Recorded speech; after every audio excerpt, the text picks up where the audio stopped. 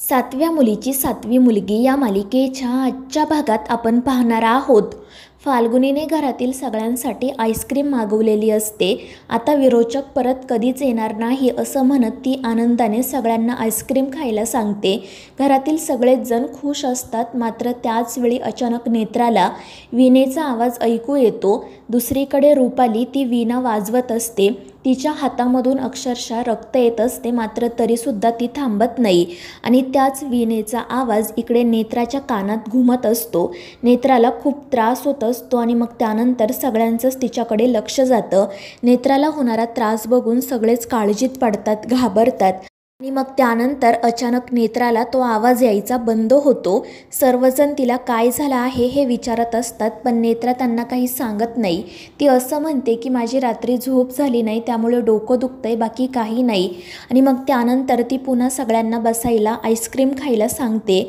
मात्र ती तो आवाज नेमका कशाचा होता याच विचारात गुंतून गेलेली असते आणि इंद्राणीचं तिच्याकडेच लक्ष असतं. आणि जेव्हा मग नेत्रा तिच्याकडे बघते तेव्हा इंद्राणी काय झालं ते विचारते आणि मग नेत्रा तिला बाजूला बोलावते. तर दुसरीकडे रुपाली अजूनही वीणावादन करत असते. तिच्या जखमांमधून रक्त वाहत असते, मात्र तरीही ती थांबत नाही. तर दुसरीकडे नेत्रा तिच्यासोबत घडलेला प्रत्येक प्रकार इंद्राणीला सांगते आणि ते सगळं काही ऐकून इंद्राणीलाही आश्चर्य वाटतं. त्या दोघींचीही खात्री पटते की या सगळ्याचा संबंध फक्त विरोचकाशीच आहे. तर दुसरीकडे रुपालीचं वीणावादन सुरूच असतं. तर इकडे राजाध्यक्षांच्या घरामध्ये सगळेजण हॉलमध्ये झोपी गेलेले असतात. नेत्रा, इंद्राणी आणि अद्वैत मात्र जागे असतात आणि ते सगळ्यांवर लक्ष ठेवत असतात. तर दुसरीकडे रुपाली अजूनही वीणावादन करतच असते आणि त्यामुळे इकडे नेत्राला असं जाणवू लागतं की नक्कीच काहीतरी भयंकर घडत आहे.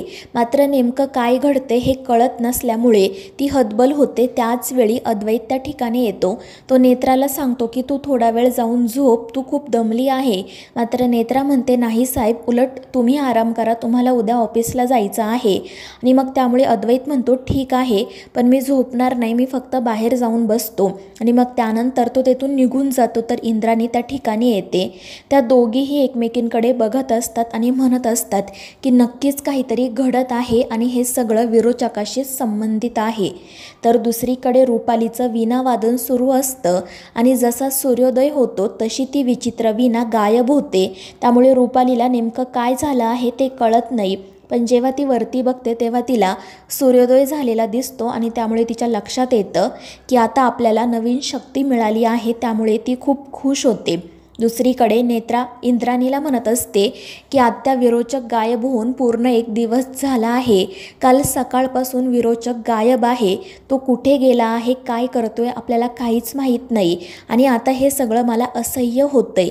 मला माहिती आहे की आपण प्रत्येक गोष्टीसाठी तयार आहोत, मात्र विरोचक नेमकं काय करणार आहे हेच कळत नाहीये. आणि मग ती इंद्राणीला सांगते की आत्या, आपल्याला असं हातावर हात ठेवून बसता येणार नाही.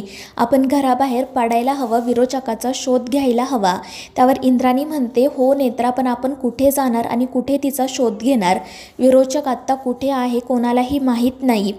आणि त्यावेळी नेत्रा म्हणते की आत्या, मला असं वाटतं की जर विरोचक त्याच्या शक्तिस्त्रोताकडे गेला असेल तर मग आपण सुद्धा आपल्या शक्तिस्त्रोताकडे म्हणजे वावोशीला देवी आईच्या मंदिरात जायला हवं. आणि त्यावर इंद्राणी म्हणते की नाही नेत्रा, माहीत नाही का, पण मला असं वाटतंय की विरोचक येण्याची वेळ आता जवळ आली आहे. त्यामुळे आपल्याला घरातून बाहेर पडता येणार नाही. तर दुसरीकडे रुपाली तिला नेमकी कोणती शक्ती मिळाली असेल याच गोष्टीचा विचार करत असते. आणि मग त्यानंतर ती स्वतःशीच म्हणते की मला कोणती शक्ती मिळाली आहे त्याचं उत्तरही मला कदाचित इथेच भेटेल. मात्र त्याचवेळी अचानक तिला गाडीचा हॉर्न ऐकू येऊ लागतो. त्यामुळे ती आश्चर्याने पाठीमागे वळून बघते तर ती पुन्हा शहरामध्येच आलेली असते आणि रस्त्याच्या अगदी मधोमध उभी असते. एका गाडीचा ड्रायव्हर जोरजोरात हॉर्न वाजवत असतो. मात्र रुपालीला आधी काही कळत नाही. ती आजूबाजूला बघते आणि तेव्हा तिच्या लक्षात येतं की आपण आता त्या ठिकाणी नाही तर पुन्हा शहरात आलो आहोत. आणि त्यामुळे मग ती रस्त्याच्या कडेला जाते. तिच्या चेहऱ्यावरील आणि हातापायांवरील जखमा देखील पूर्णपणे बऱ्या झालेल्या असतात. त्यामुळे तिला आश्चर्य वाटते. मात्र आपल्याला नेमकी कोणती शक्ती मिळाली असेल याचाच ती विचार करत असते आणि घरी जाण्यासाठी निघालेली असते. पण तितक्यात एक भिकारी त्या ठिकाणी येतो. तो रुपालीला म्हणत असतो की मी काही खाल्लेलं नाही, मला पैसे द्या, नाहीतर काहीतरी खायला द्या. पण रुपाली त्याला सांगते की माझ्या मागे मागे येऊ नको, जाऊन काहीतरी काम कर, पैसे कमव आणि जर काम करता येत नसेल तर एखाद्या गाडीच्या खाली जाऊन जीव दे. आणि ती हे सगळं त्या भिकाऱ्याच्या डोळ्यात डोळे घालून बोलत असते.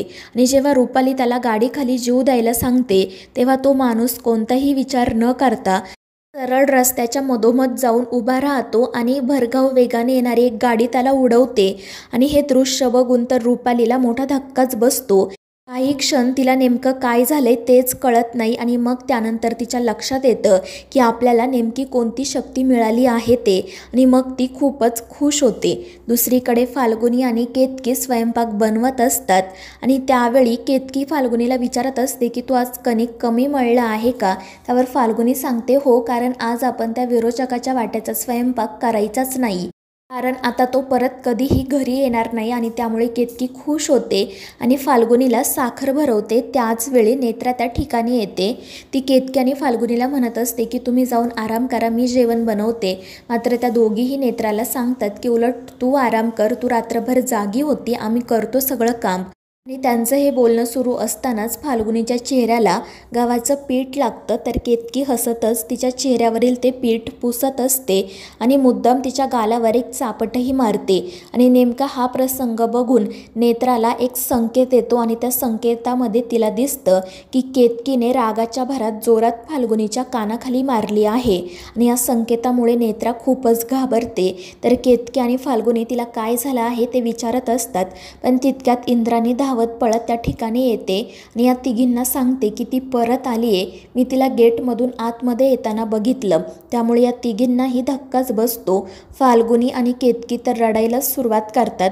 पण नेत्रा त्यांना समजावते आणि सांगते की तुम्ही इथेच थांबा, बाहेर येऊ नका, मी आणि आत्या बघून घेतो. आणि मग त्यानंतर नेत्रा आणि इंद्राणी हॉलमध्ये जाऊन थांबतात. तर रुपाली त्याच वेळी घरामध्ये प्रवेश करते आणि ती हसतच नेत्रा आणि इंद्राणीकडे बघत असते. तर मित्रांनो, या मालिकेच्या पुढील भागांमध्ये आपण पाहणार आहोत नेत्रा तिला आलेल्या संकेताबद्दल इंद्राणी शेखर अद्वैतला सांगते. आणि त्यावेळी इंद्राणी म्हणते की नेत्रा, विरोचक पुन्हा घरात आला आणि त्याच वेळी तुला संकेत आला, म्हणजे नक्कीच या दोन्हींचा काहीतरी संबंध आहे. आणि मग त्यानंतर जेव्हा शेखर रुपालीच्या रूममध्ये जातो तेव्हा रुपाली त्यालाही हिप्नोटाईज करते. तर मित्रांनो, या मालिकेच्या पुढील भागांच्या अपडेट्ससाठी आपल्या चॅनेलला सबस्क्राईब करा.